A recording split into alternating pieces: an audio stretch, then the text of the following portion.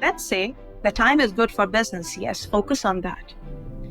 But time is not good for a personal relationship, which doesn't mean that you stop pursuing anything. No, that means that you start working on yourself. Because if you don't do anything for 7 years and you just keep playing that negative tape in your head that, oh, bad timing, this is not going to work out. Even when you're out of that negative period, you will be so negative that you won't be able to do anything. Hi, welcome to the Ask Julie Ryan Show. Today we have Azra Astral, who went from being a corporate executive with an MBA and CPA into the magical world of Vedic astrology. We explore the concept of karma, the significance of birth charts, and how aligning with our life's purpose can lead to a more enjoyable life. We even talk about how planetary alignment affects relationships. It was a fascinating discussion about astrology, destiny, and the potential for positive change in our lives. I know you're going to love Azra and benefit from this conversation. Hi, everybody. Welcome to the Ask Julie Ryan Show. I'm thrilled you're with us today because we have Miss Azra with us. Hi, girl. Welcome to the show. I am so excited to be here, Julie. Thank you so much for inviting me. You bet. Yeah. All right, let's get right into it. You say astrology is like the weather report. What do you mean by that? Oh, so what I mean by that is that, astrology, when you were born when certain planetary events were taking place, right? So you are born, that becomes your static potential. So it's like a weather report. If you know that it's going to rain, what do? We don't sulk and sit in our homes. Well, that is one option. You can do that. But what we want to do is that we want to get our umbrella out and just, go about, doing what we were doing, right? So the static potential in Vedic astrology is like that weather report. When you were born, it sort of summarizes all the potential, the static potential that your birth chart holds. And now you can decide if you want to use it. You can use it. And if you don't have to, because left brain, numbers person, I never believed in these things, although these things are a big part of my culture where I come from, but I've never used Vedic astrology. But my journey actually involves not believing in astrology. And things happen. In one event, I consulted with a Vedic astrologer and he was able to give me really good guidance and prediction. Despite of that, I did not use it. So I said, you know what? I am going to make things happen. Again, hustle, I will do that. But what he said actually happened. And that's where I had this epiphany, well, I would say awakening rather, that if I could have used that information, that would have changed my life. That would have actually automatically solved a lot of my problems because I knew that things could go in that direction. So I could have exercised my free will. That's where the whole journey started. That's where I went back, studied with my guru in India. He's a very renowned astrologer. He's 92 years old. Well, he's still extremely sharp. I studied with him. I had the privilege of studying with him. And that's how my journey began, actually. So I do genuinely feel that, yes, astrology is like your weather report. You can decide to use it. You can decide not to use it, but it's there. Does that, I'm interested. The thought, many thoughts are coming into my head. Yeah. Here already. And one is, I've been told a bazillion times, Azra, that we all choose when we're born, where we're born, to whom we're born, and the circumstances into which we're born. So our lives can have a basic trajectory that will allow us to explore and experience things that our spirit wants to explore and experience. So is that part of what we choose? We choose the date, the time, and all of that based on how the whole astrological setup is, Mars is in Venus's Jupiter pattern, whatever. I don't know. But is that all part of the equation? Yes, it's all a part of the same equation. But to understand that concept, you have to understand the concept of karma. And we use that word so much, right? In North America, karma. The literal meaning of karma in Sanskrit is action. Karma is nothing but your action. So this is how the law operates. Karma is the principle of cause and effect, right? So every action has a positive or negative uh, energy. And, if you put an apple seed in the ground, you're going to get an apple tree, right? Not an orange tree. That's the law of karma. But how that impacts us is that in Vedic astrology, we say that karma is not just this life's karma, it is your past life karma as well. And based on that, a soul decides its birth time and its birth place, even its birth family. So imagine a baby comes in, right? The baby does not have any present life karma. It's just born, right? The baby hasn't done anything. The baby has not done any good deeds or bad deeds. So how does karma operate if the baby is born in a very well-to-do, healthy family, has brought a lot of, it's has no diseases or anything? That baby has brought his past life karma, and that's where the soul chose the time, which was pretty auspicious to be born. The planets were aligned. There were no malefic planets impacting that baby's birth chart. So that's the concept. So the concept of karma is like very critical when we are trying to understand Vedic astrology.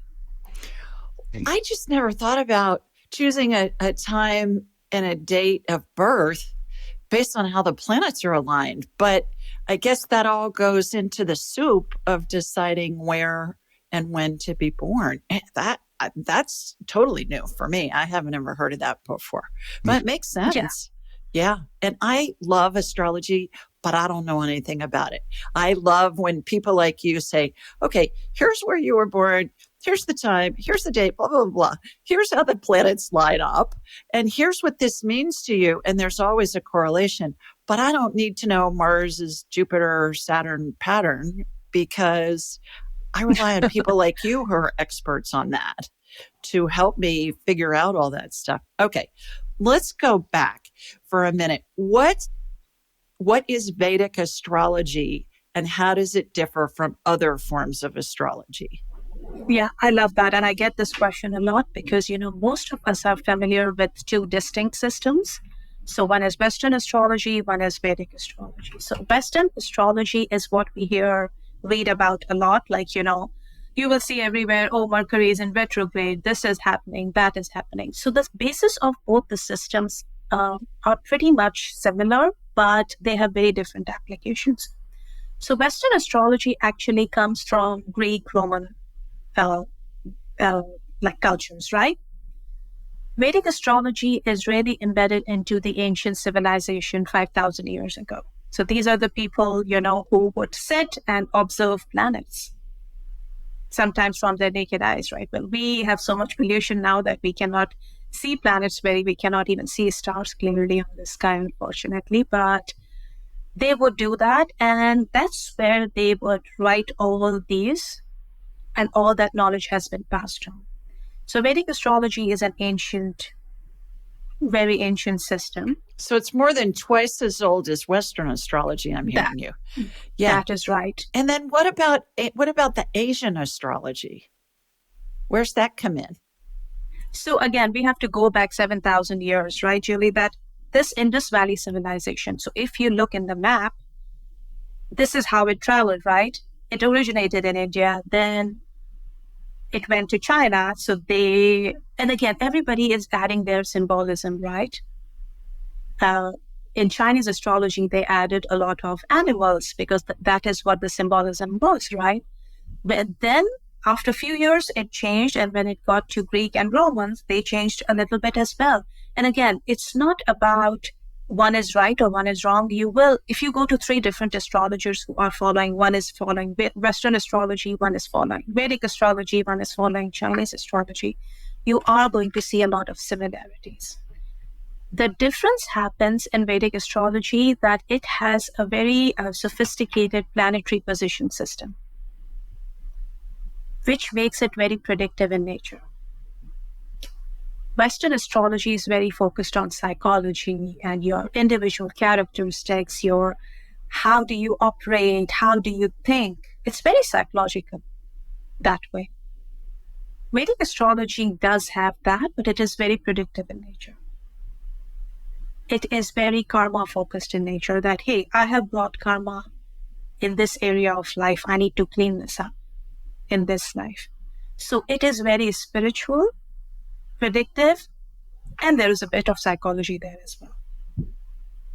So the prediction piece makes it very, I don't want to use the word special, but it makes it very different. So as a financial girl, but also as a number cruncher girl, yes, that makes sense that you're the most led to that one because you were all about predicting financials and things like that for your clients and your companies and those kinds of entities with whom you work. That makes total sense to me. All right. Do you come from a spiritual family? What'd your family think when you got into this? Did they think you'd lost your love and mind? No, I come from a family of doctors and accountants. So in my family, the saying goes that if you cannot become a doctor, then basically you're a failure. So at least become an accountant. And I followed that path. I'm like, okay, I don't want to really become a doctor, so I'm going to go get my CPA. So that is, So I come from a family where this was not, they were like, no, we have passed that stage. We don't follow all that. Just focus on, do good deeds. Yes. Do charity. That's all we can do. We don't have to go into all that. So a lot of my family members still don't understand what I do. They're like, what do you mean by you cannot do it at this time? And when I say that, oh, this is not a good time, just don't do it. And they do it and that happens. They're like, oh, it was just a coincidence. This was just a fluke, right? And I'm like, yeah, exactly. It was just a fluke. They still don't get it, but I don't expect them to understand because I was exactly in their position, right? I never believed in all this. So again, I was in a planetary position where I was open enough and something happened and it caused an awakening, and that's it. I'm not expecting that is going to happen with everybody. It was just, again, even that was very much dictated by the planets. Well, all those smart people in your family are going to figure this out one day that Azra really knows what she's talking about. And then they're going to come to you. That happened to me with my older brother with the medical intuitive stuff. And he was like, oh, this is a bunch of nonsense and blah, blah, blah. And then one day, Azra, one of his best friends, had a stroke and he was in surgery and they were removing part of his skull because his brain was swelling. They were trying to, help him. And he called me, my brother Jay, he called me and he said, Tim's had a stroke. He's on the table, his friend Tim. And he said, do your thing. Do your thing. And my younger brother, John, was the same way. Very much didn't believe in any of this stuff. And then shortly thereafter, he had a friend that something happened to. And he said, can you use your woo-woo powers to help him? So I'm telling you, they will figure it out one day that you really know what you're talking about because you're nailing stuff and they're saying, okay, how does Azra know this? That's like my brothers. How does she know this? Well, yeah, right. Because and Julie, our family is used to looking at us in a certain way, right? So they have almost like an archetype of us, right? That Azra is a little, and I'm the youngest one of 5 brothers and sisters. So God help me, right? Like they think that I'm still that young kid, right? Who is still going to ask for things and, they still think I'm a kid. So it's hard for them to actually picture us in a new light, right? But the funny thing is that my brother wanted to buy a property and he called me and he's like, so what do you think about it? I'm like, so are you saying what sister Azra thinks about it or what astrologer Azra thinks about it? And he paused for like 2 seconds and says both. I'm like, interesting. Yeah. We'll send him a copy of this interview. That'll help him. Yes, I'm sure. Yeah. Why is somebody's birth chart important? So this concept again goes back, and this concept is present in a lot of different texts, right? If you look at ancient scriptures. So in Vedas, which is where ancient astrology comes from, what happens is that when you are born, that moment, so even if twins are born, right, their birth chart is different because They are 2 or 3 minutes apart. So Vedic astrology takes care of like even each minute, right? So let's say one kid is born. At that time, planets were in a certain position. Each planet has a different energy depending on where they are. They are born in a certain planetary position. Also, Vedic astrology has constellations. So constellations were in a certain position as well. It's like a snapshot. Think of it like an X-ray. X-ray taken. Now that is a static potential of a birth chart. So now that is going to be the static potential for that person's life. And whenever I say that, I offend so many people, and I was one of those people, that, hey, which means that I have no free will. It's all a destiny, right? Yes and no. So I always say that think of destiny as a cage, that static potential as a cage. Yes, you will be in that cage, but that cage is pretty big. It's probably, I don't know, 70, 80, 90 year old, like it's a very big cage, right? But what you do inside the cage is it's yours, right? That's all free will. You can, again, sit and cry in the cage. You can create another house in the cage.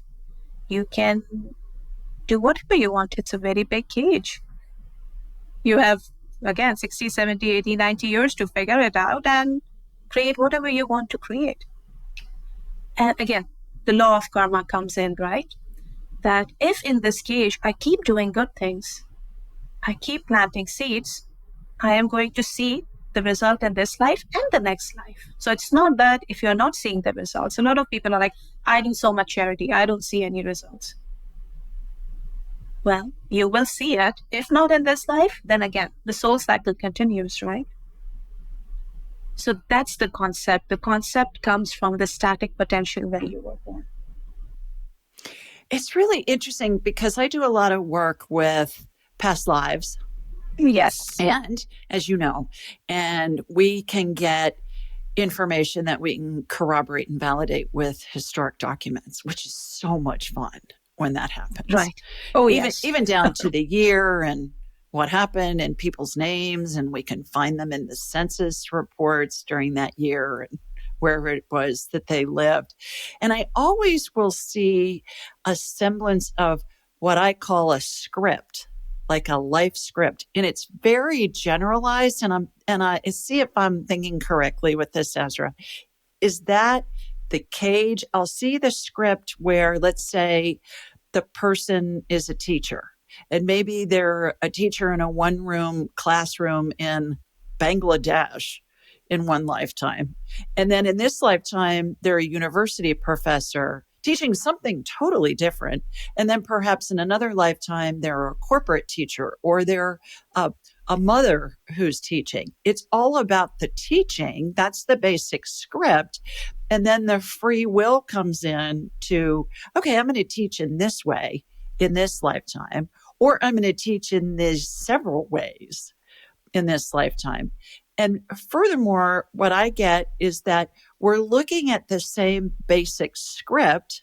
Again, I'm using that word, liberally, to look at different perspectives of that same script. And I compare it with Hamlet. I think how Hamlet was written in 1602 by Shakespeare, but how many times has it been performed since that year? Oof.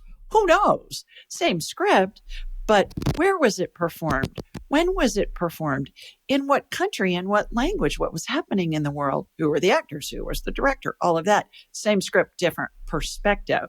So that's how I look at karma, that it's things that we want to explore and experience and look at those experiences from a different perspective. Does that resonate with you? That resonates so much, Julie. I'll give you a funny example, actually, and that blew my mind as well. And this happened like 2 weeks ago. I looked at somebody's birth chart, and same. He was a teacher. Now he's a Reiki teacher, but he has, again, even with past lives, he was a teacher, and he confirmed that with the psychic. He's like, oh, you know what? I did some past life regression. Yeah, I was always a teacher. And I'm like, so why are you teaching in this part of the world? And he's from the UK, right? Like we grew up in the same town, actually. So we were like, okay. why are you going in this part of the world? You can stay in the UK and do this. He's like, I have no idea, Azra. I keep going back there. And then we literally started digging, and even our ancestors are connected somehow. So I'm like, looks like your fifth house is very activated. It has to do something with past life karma, something with your paternal family. Sorry, I can't see it right now, but I'm going to dig more into it. I'm going to look at the divisional charts because there are like multiple divisional charts that you can look at too. And he's like, okay, yeah. I looked, and again, all I could figure out was that it is coming from his paternal grandparent. Next time when we spoke, he said that, yeah, I keep going back to Egypt because, my father was, in army there, and he has done some damage there. So I think I'm going and teaching there to clean up that karma. And I'm like, whoa, that's like mind blowing, right? That how we can look at three different things and then you are able to tally it that, yeah, that makes sense. I had a gal on the show, Azra, named Nina Mongendra, and the whole conversation, I don't know if you got to see that episode, but the whole conversation was about ancestral healing and how we can heal wounds from our ancestors that we didn't even know that go back, maybe thousands of years even. And when we heal it, not only for ourselves, we heal it for our ancestors, but we heal it for future generations as well.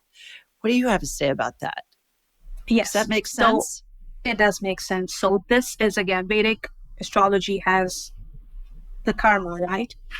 A lot of people, and we get a lot of those examples, right? That a person born in a poor family, they work hard, they become wealthy, and then their generations are set.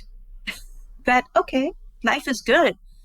And they are like, right? And you're like, what did happen? Like, this guy was actually selling stuff on the street, and now all of us, the rags to riches stories, right? That is actually either past life karma impacting you or something impacting you in a way that now your generations are set forever. That's a very good example of what you just said, that yes, one karma, one action can actually have such a big impact that it can set your generations.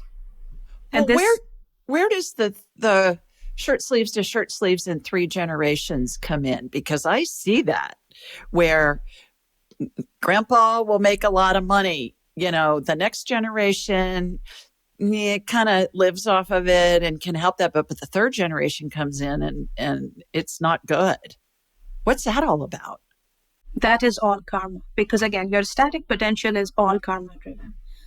But the problem is that what happens is that, we start thinking that, okay, now it stops here. I have money. I don't have to do anything.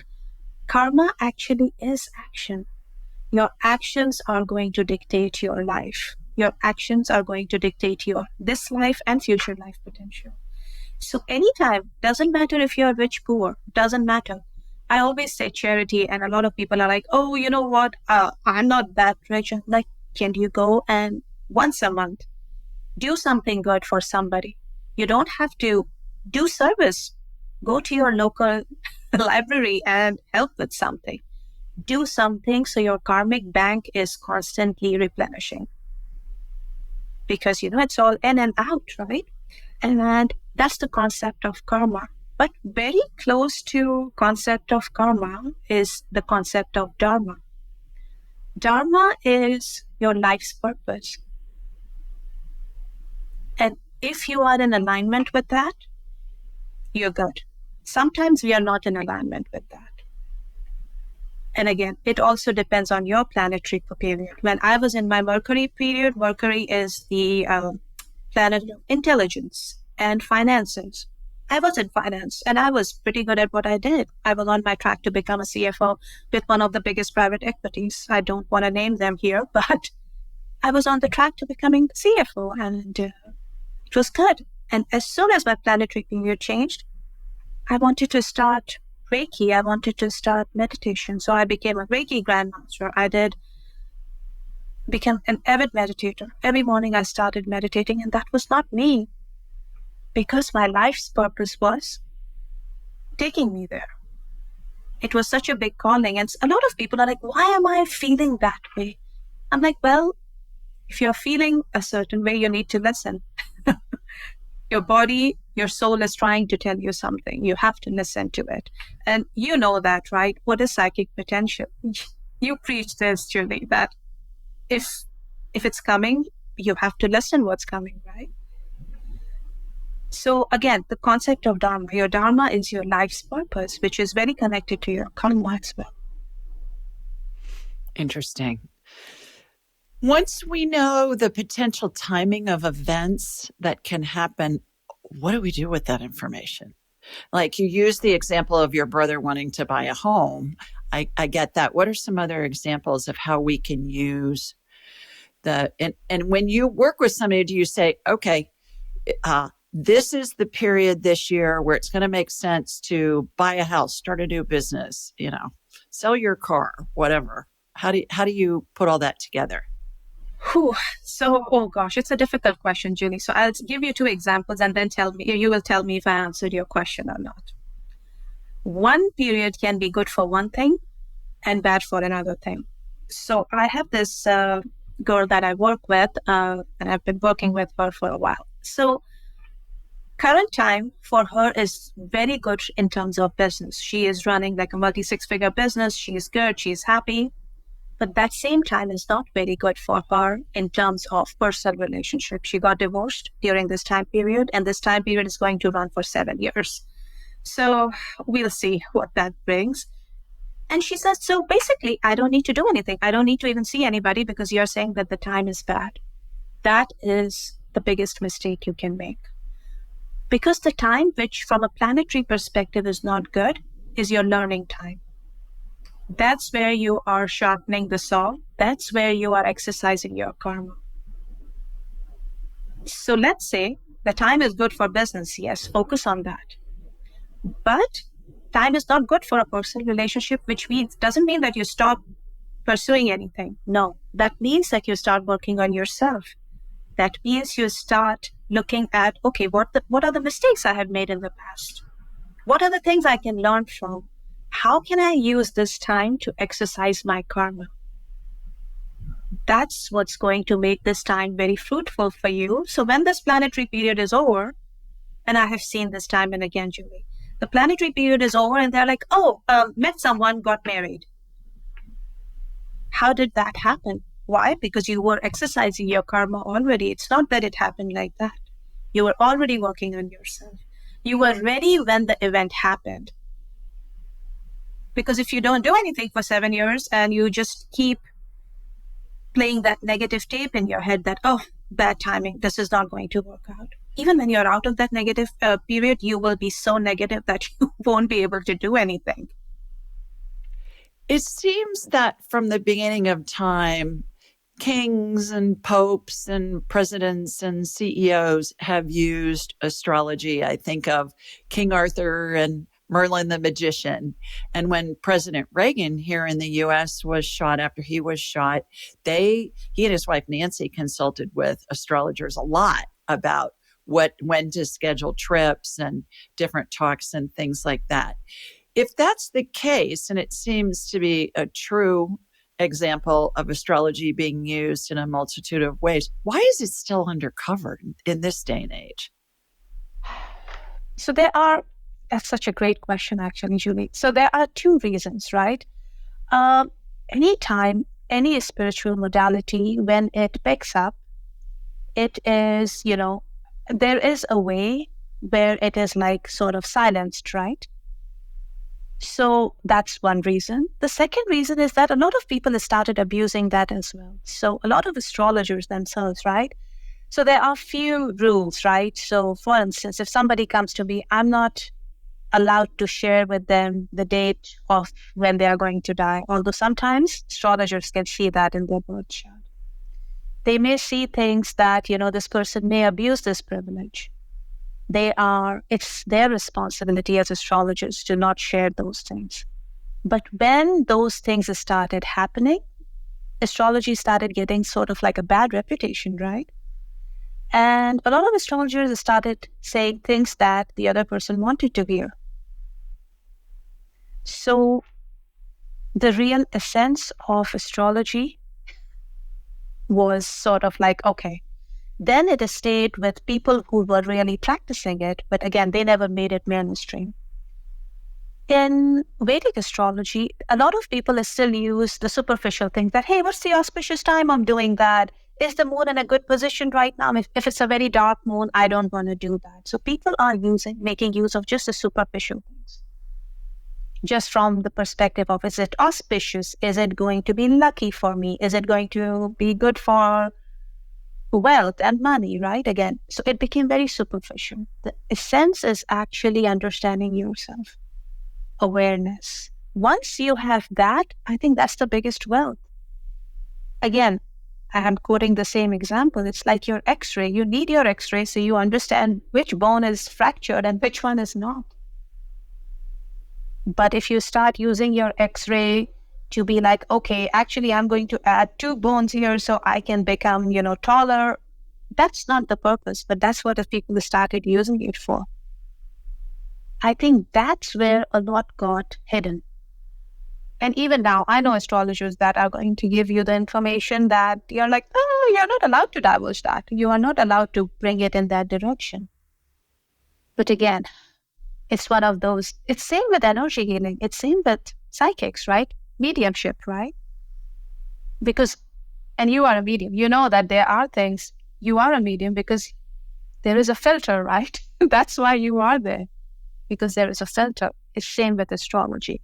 So because of that, it is very mainstream if you think about, people talking about planets all the time, but it's not mainstream. The real essence is not still understood by a lot of people.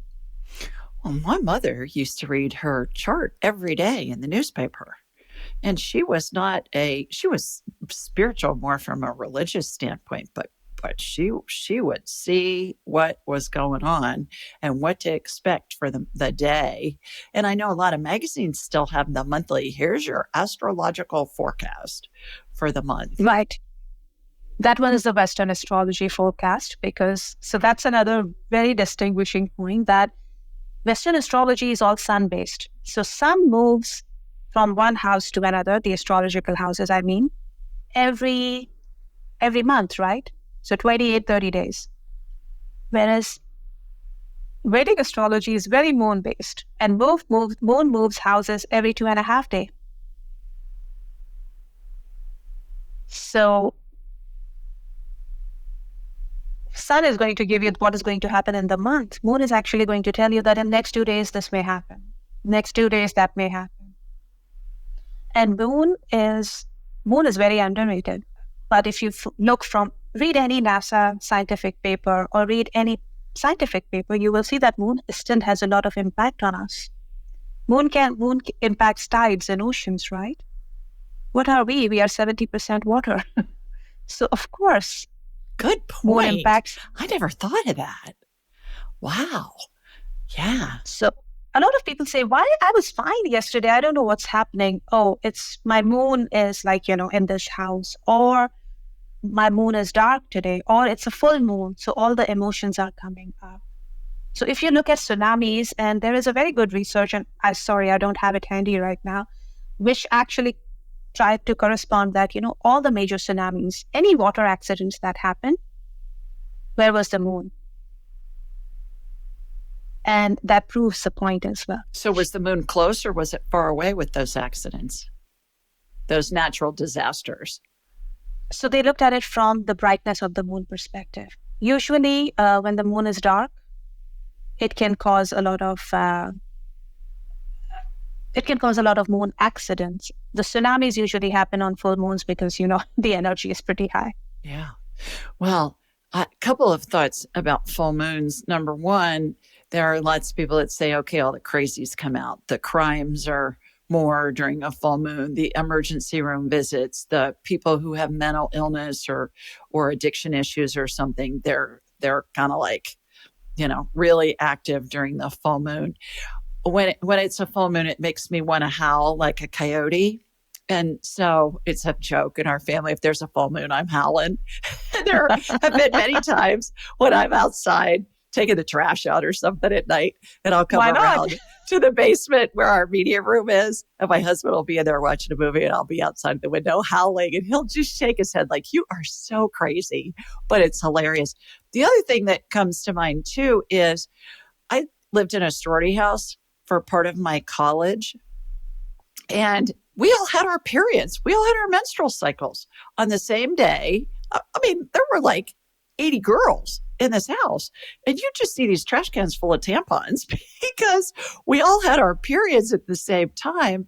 And it inevitably, it was at the same time of the month. And I never thought about the moon. But when you said we're 70% fluid, I always thought, well, it was just, we were kind of, our cooties were rubbing off on each other or something. I don't know what was going on, but how's that work? That you have, and that's very common, like roommates, if there are 3 or 4 women living together. I think in convents, they talk about that they all kind of get on the same cycle. So that would make sense to me that it has to do with the moon. Energetics, yes, 100%. Another funny thing that happens with moon is that as you speak about it, a lot of people say that, oh, full moon, do this full moon ritual. There is a Western astrologer who actually consulted with me for Vedic astrology. She's like, oh, I just want to understand. And she's like, oh, full moon. I'm like, you need to stop your full moon rituals because your moon you were born on a no moon. There was no moon. It was fully dark. You need to stop doing these moon rituals. And she was like, again, she was a Western astrologer. She's like, oh, you're challenging me. I'm like, no, let me explain you. And then that's when I showed her data. I'm like, yes, there is a full moon ritual, sure. But you have to also look at how the moon is sitting in your individual birth chart. And a lot of people will be like, oh, you must be doing this because it's Mercury retrograde. I'm like, sure, there is Mercury retrograde. Thank you. But you have to look how that planet is in your individual chart. It's like you say that everybody is getting arthritis, so maybe I have it too. No, you have to look at your X-ray, please, right? So there is a mundane, there is an overall overarching energy of the planet, but how that planet is placed in your birth chart, that's going to dictate your life. It's not like a peanut butter thing that everybody is, yeah. But as you said, when people are living together, their energy is matching. Yes, a lot of it happens, right? The cycles are in sync. Me and my daughter, we were in sync. Like, it happens. Yeah, it's wild. But you also have to, you have to look at your individual birth chart as well. Instead of just saying that, oh, it's Mercury retrograde, it is going to be bad. No, maybe your Mercury is exalted in your chart, and a little retrograde is not even impacting you. And it happens all the time. Well, along that topic, what's coming to mind is my 40th birthday.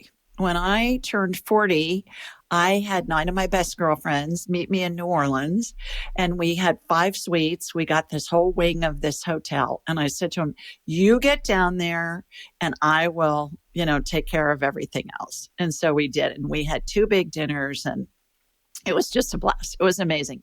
For years afterwards, my friends would send me a card and it'd say, happy 3rd anniversary of your 40th birthday party.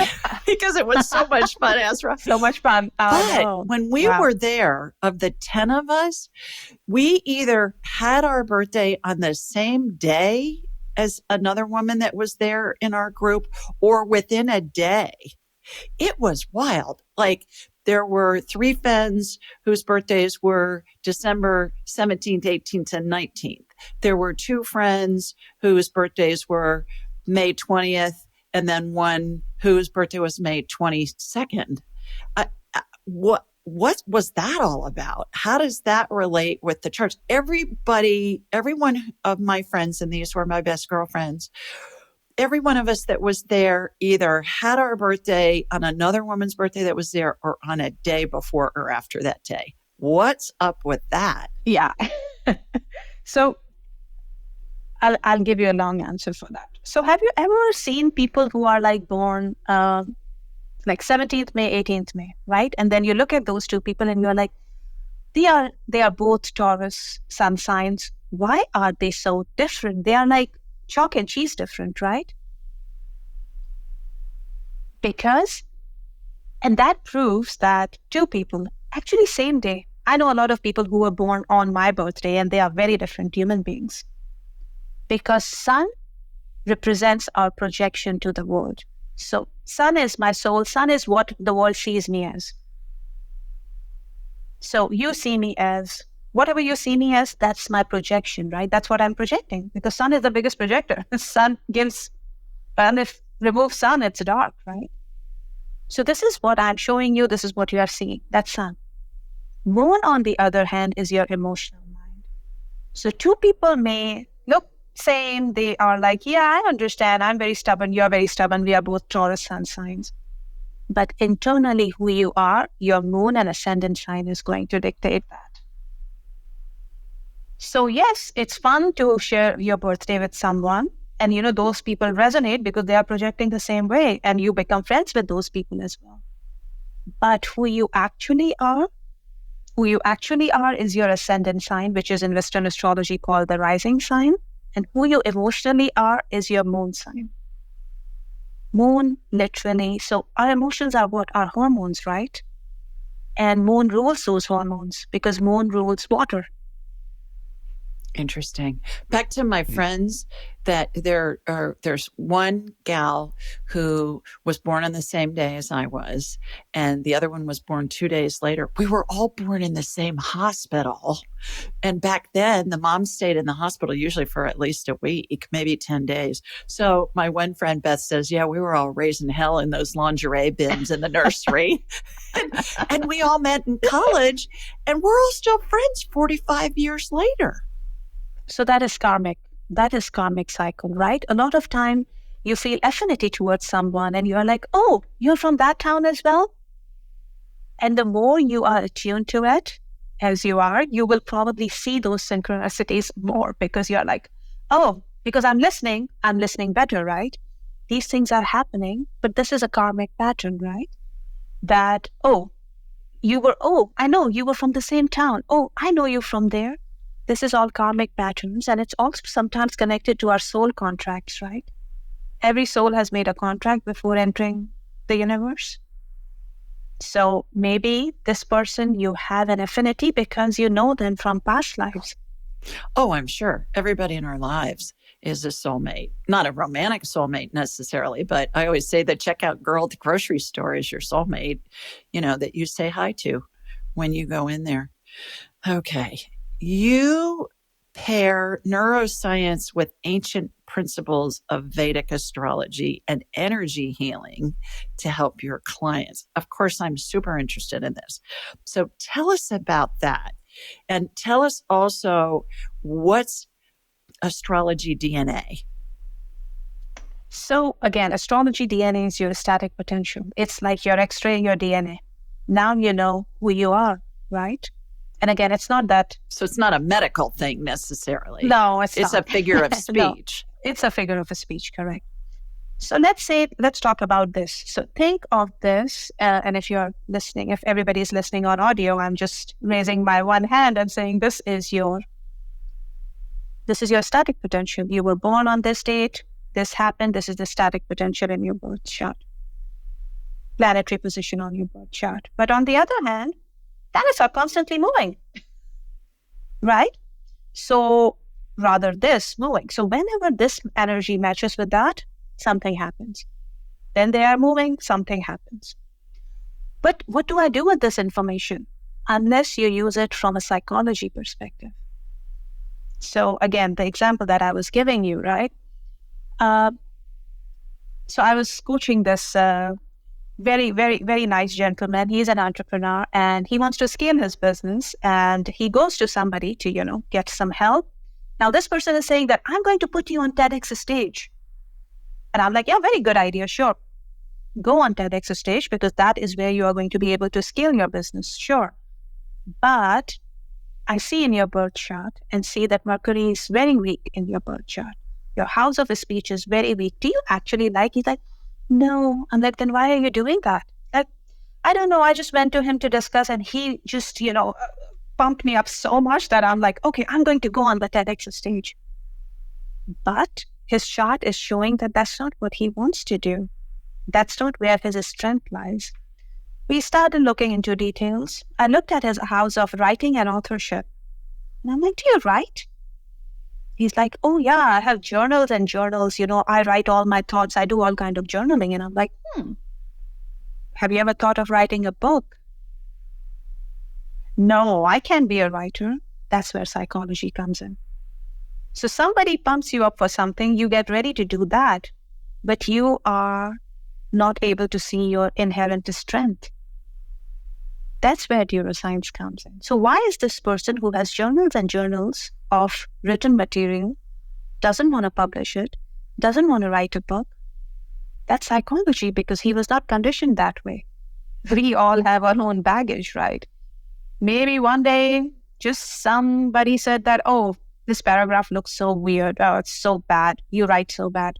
And we are going to sit with it and just hold on to it for the rest of our lives. In the third grade, Yes. they get told that. Oh, right? yes. Yeah. Oh, yes.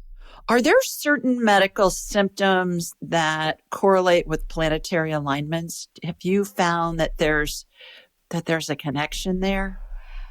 There is a very strong connection. So there is a total, full arm of Vedic astrology called medical Vedic astrology. So each planet actually represents a chakra in your body. And whenever that is out of alignment, so you will see that if the planet is out of alignment, you are going to be like, oh, I never got this disease. Why? My tummy never hurted before and now my tummy is hurting. Why? What happened?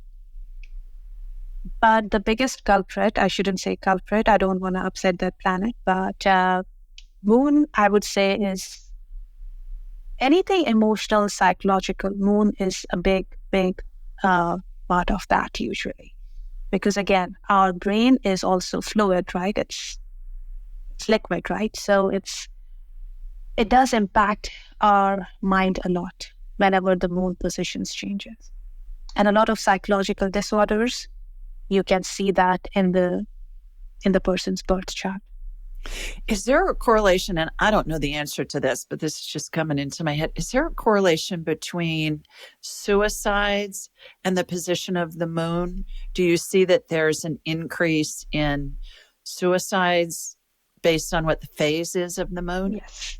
So it's less phases. It's usually anytime a dark moon is present in your birth chart and it is aspected by, or it has any relationship, it can be conjunct, it could be aspected by Saturn. That's when we see suicides. Well, which is interesting because the whole pagan, I'm thinking of the pagan ceremonies and all that kind of stuff and how they were so afraid when the moon was in certain phases. And so that's where maybe a lot of that originated. Yes. So again, how moon impacts you, only your birth chart can tell.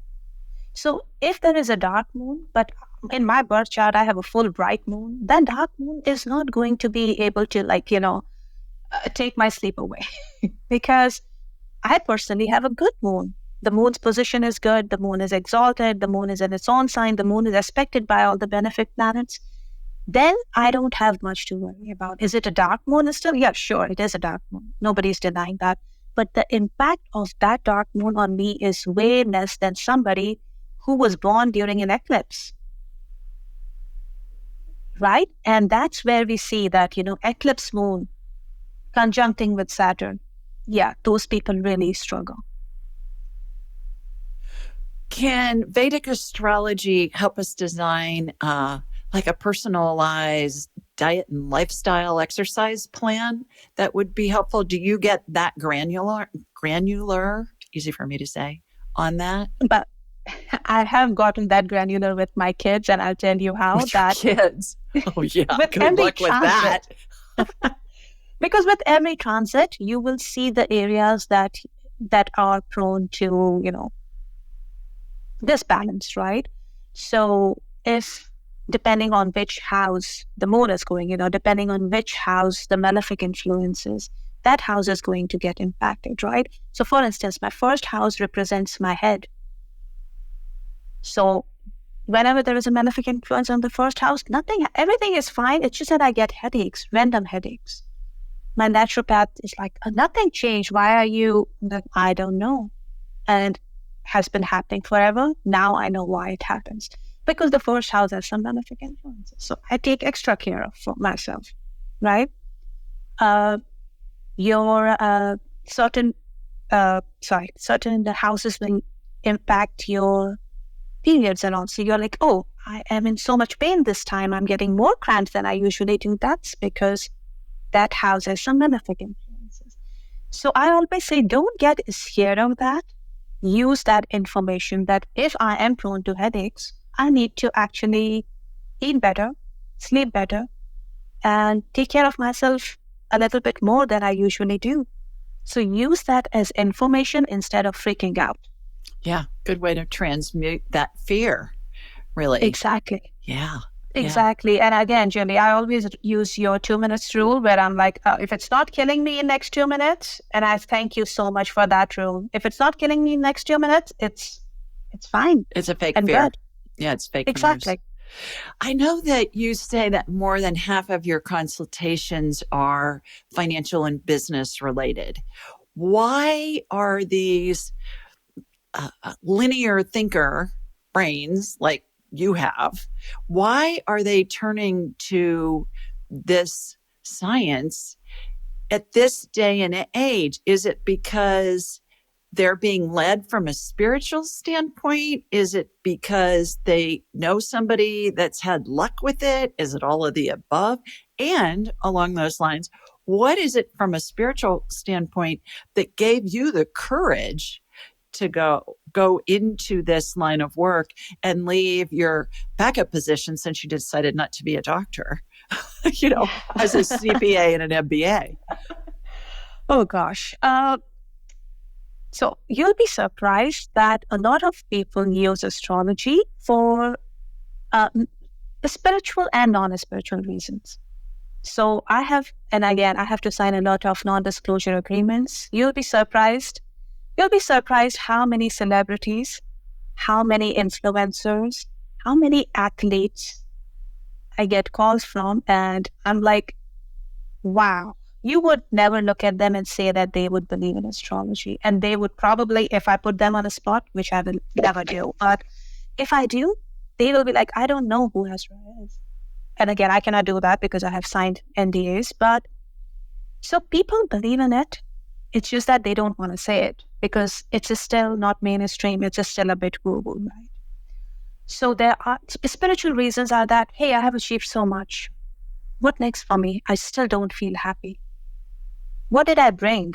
And now they want to explore that. So those are the spiritual reasons. Sometimes they come for spiritual reasons like, oh, what is my calling actually? Yeah, I'm very successful at what I do. Especially younger influencers, right? They'll be like, oh, I'm very successful. Like I'm 30 and I am like, a multimillionaire. What next for me? I just don't feel any motivation. So they will come and explore the spiritual side. But a lot of people explore the non-spiritual side as well, especially athletes. They are like, my game was really bad last time. What happened? What about my next game? Where do I need to focus? And that's where medical astrology helps as well. That, okay, you need to really focus on this area so that you can get better results. So it's a combination. Non-spiritual, Julie, I wouldn't get crazy questions like, should I invest this? Like, should I invest in crypto? And I'm like, whoa, no mention of a spirituality. So people are using it for both the spiritual and non-spiritual reasons. Although I do feel that when you use it for both together, you get the most benefit out of it. So do you have them sign disclaimers that this is not financial advice? You can't come back and hold me liable for any decision you make based on the information I give you? I do. And, sometimes I see a lot of things, but again, we have to filter, right? I don't give that. So again, my information is mostly, yes, this time is good for this time, and this time is not good for these things. So in astrology, there is a house of speculation. I just look at that house and I'm like, yeah, this is a good time. Most of your things are going to end up being successful. This is not a good time. Stay put. Don't do anything. Okay. All right. Let's see. You say that we all start with a dash of destiny. I love that phrase. Are fate and destiny predetermined at the time of the person's birth? You talked about this at the beginning of our conversation when you said, okay, you're in this cage, but you can have fun in the cage or you can be miserable in the cage and all of that. The destiny thing to me is that's that basic script I was talking about with past lives, but then you can take it in a multitude of ways. For me, I'm obviously a teacher.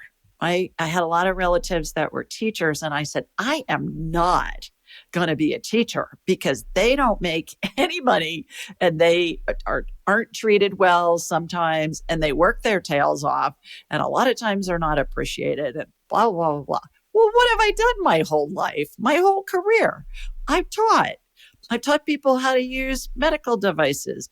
I taught people how to use the medical devices that I invented. I taught people how to do stuff in all of my companies that I've had. What am I doing now? I'm teaching people around the world how to use spirituality to enhance their lives, regardless of what their career or their path is. It's all there for us, and it's all guidance for us. So that basic script of, okay, you're a teacher, I've used it in a multitude of ways as a mother, as a wife, as a friend, as a whatever. And I think we all do that. And that goes back to the destiny thing. So is it that the destiny, we could equate that with a really basic script of what we're doing, and then we can take it in whatever direction we want, and in the same lifetime, take it in a bunch of different directions? 100%. So again, another example that I often use to just exactly what you said. We have those basic outlines in our life so many times. So let's say you are going from, I don't know, New York to Miami, okay? You are stuck for those 3 hours. That's your destiny. You're stuck, right? Now, what you do in those 3 hours is up to you, right? You can fight with a fellow passenger. You can read a book. You can listen to a podcast. Whatever you do is going to determine your karma, right? If you fight with a fellow passenger, that's a bad karma. Your trip is already ruined, and you are going to see the results of it. But if you read a book, now you are in a better mood. You are going to accumulate better karma, and then you are going to see the results of that. It's just a high-level outline. Where I was born was my destiny. What I did with it is my free will. And again, that's exactly what a lot of people say that, oh, now I'm doomed, right? This is what my life is. No. We have so much control, and that's where the neuroscience comes in. That's where the energy work comes in. That's where the spirituality comes in. If you understand your brain and if you understand your energy, you now have the tools to actually live a better life. Yeah, I agree. A couple more questions as we're wrapping up here. And this is more of a religious, spiritual question, if you will. There are scholars that believe that Jesus spent a lot of time in India and places like that outside of the Mediterranean and Israel and the Middle East, because the Bible leaves off at about the age 12 and that picks up when Jesus is 30. That's number one. And scholars say that there are lots of historic documents and historic references that validate that concept. My question to you about that is, how did Jesus integrate astrology into his teachings? Certainly, we've just come over the holidays, and the Star of Bethlehem, some people believe, was a comet, and it from an astrological forecast led the three kings, the story goes, to the baby Jesus. Is there a correlation there? Is that just totally out of left field? Have you read anything about it? Do you know anything about it? So I'm not an expert in this, so I'm not going to say a lot. but you would be surprised that a lot of biblical not metaphors, but a biblical, if you read something and you'll be like, so much about stars, and, there are so many references that gets us thinking that, where are those coming from? Which means that we were very attuned to those things.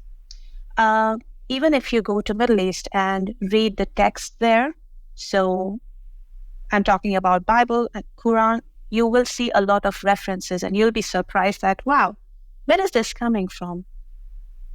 But so there is, again, history says that a lot of astrological books were burned when the Indus Valley civilization was, because a lot of kings did not want this information to go in the hands of public.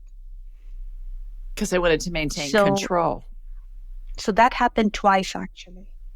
So second time when the India was invaded, not invaded, but, when the partition happened. So this is pretty recent. I'm talking 70 years ago. But even before that, there were a lot of astrology books. They were getting burned when the kingdoms were getting invaded. So it's funny that they would come and burn your libraries and not your, they are not taking jewelry, they're burning libraries. That says something, right? Interesting point. Yeah. Well, and along those lines too, in the Bible, the number 7 stands for spiritual perfection. And I know in astrology, it seems like the cycles are 7 years. Yes. So you will see a lot of 7s, 9s, and from a numerology perspective, a lot of things. And sometimes I'm like, wow, how can all these 3 different philosophies say the same thing? Why the 7 number is so auspicious in all these different, a lot of similarities in the Zen culture as well, which is like, wow, how is that happening? Which proves that, yes, there is a history which is not known to us. Fascinating. All right. Last question. Why do we incarnate? So again, there is a concept in Sanskrit. It's called moksha. Which literally means liberation. We keep reincarnating till our karmic load is 0. That's the concept, which means that if there is, it's like a debit and credit balance in your bank account, right? When it gets 0, you will not come back. The soul has found liberation. Now the soul is fine. But if there is any unfinished business, you have to come back and clean this up now, right? And it could be good, it could be bad. That's why, and again, when I was not too much into spirituality, I always said, how can you sit on a mountain and do nothing for your entire life and just meditate? They are not taking any karma. They are not taking any karmic load. And again, the purpose is moksha. The purpose is liberation. That does not mean that you do that. And again, a lot of people say, Azra, should I just go and sit on a mountain and meditate? As per in my guru's words, he said that world is your test. If you can keep your calm and keep your zen and exercise good karma in this life, that's actually way more beneficial than just sitting and doing nothing and meditating. So again, the purpose of reincarnation is to come back. Ideal situation would be that we get so much good karma in this life that our next 7 lives are beautiful for us, for our next generations. And again, that you can accumulate that good karma in the form of good words. Good words count as very good karma. So just being kind to somebody. And you do that. I know you do that to even the cashiers, right? Like, it's beautiful. That's a good karma. Charity is a very good karma. And charity is not just money. Charity is also the charity of time. If you just spare 5 minutes to help someone, that's counted as good karma. So your words, your deeds, these are good karmas that you're accumulating. And you're going to take this to your next life. Well, you are brilliant and fascinating and fabulous. Thank you, Jill. And thank you for sharing your wisdom and all your expertise with us. I know I learned a lot. I hope everybody watching learned a lot as well. How can people find out more about you and your work? For sure. So you can reach out to me through my website. It's called astral-energy.com. I'm not a big social media person, but, if you message me on social, you will still find me. You'll probably find my VA, but all messages get to me. You can go to my website. You can enter your message there and it will reach me. And yeah. All righty, everybody. That's it for today. That's a lot to absorb. So I'll leave you to it. It's sending you lots of love from Sweet Home, Alabama. Mwah! And from Ontario, Canada, where Azra is. Thanks for joining us. We'll see you next time. Thanks for joining us. Be sure to follow Julie on Instagram and YouTube at Ask Julie Ryan and like her on Facebook at Ask Julie Ryan. To schedule an appointment or submit a question, please visit AskJulieRyan.com. This show is for informational purposes only. It is not intended to be medical, psychological, financial, or legal advice. Please contact a licensed professional. The Ask Julie Ryan Show, Julie Ryan and all parties involved in producing, recording, and distributing it assume no responsibility for listeners' actions based on any information heard on this or any Ask Julie Ryan shows or podcasts.